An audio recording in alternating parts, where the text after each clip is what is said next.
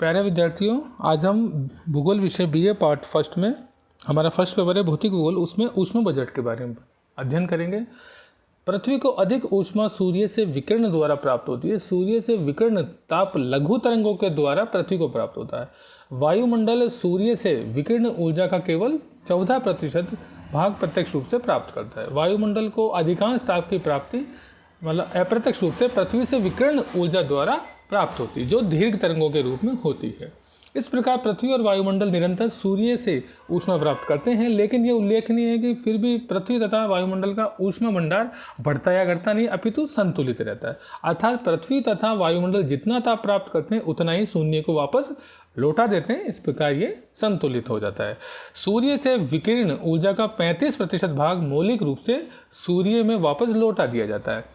इसमें से 6% वायुमंडल से प्रकीर्णन द्वारा, 27% वायु स्थित बादलों से परावर्तन द्वारा और 2% पृथ्वी की सतह से परावर्तन द्वारा शून्य में वापस लौटा दिया जाता है, जैसे कि आपको बताया गया है यहाँ पे।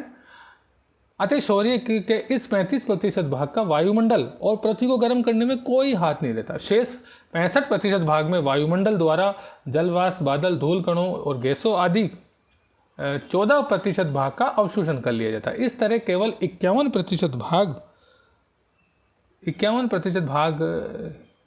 ऊष्मा ही पृथ्वी को प्राप्त होती है। इसमें से 34% भाग प्रत्यक्ष सूर्य प्रकाश से प्राप्त होता है तथा शेष 17% विसरित दिवा प्रकाश द्वारा। सूर्य से प्राप्त यही 51% ऊष्मा ही पृथ्वी की वास्तविक बजट है। वायुमंडल का ऊष्मा बजट सौरिक ऊर्जा का 48% होता है। इसमें से वायुमंडल सौरिक विकिरण से 14% ऊष्मा का प्रत्यक्ष अवशोषण कर लेता है तथा शेष 34% पृथ्वी से होने वाले दीर्घ विकिरण से प्राप्त होता है।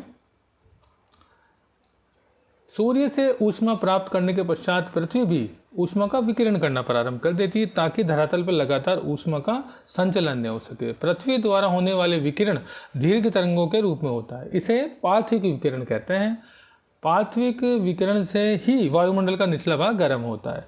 पृथ्वी द्वारा प्राप्त ऊष्मा का 23% भाग धरातल से दीर्घ तरंगों के रूप में विकिरित होता है और इसका 17% भाग सीधे ही शून्य में चला जाता है, जैसा कि आपको चित्र में भी दिखाई दे रहा है। 6% भाग प्रभावी विकिरण के रूप में वायुमंडल को गर्म करता है।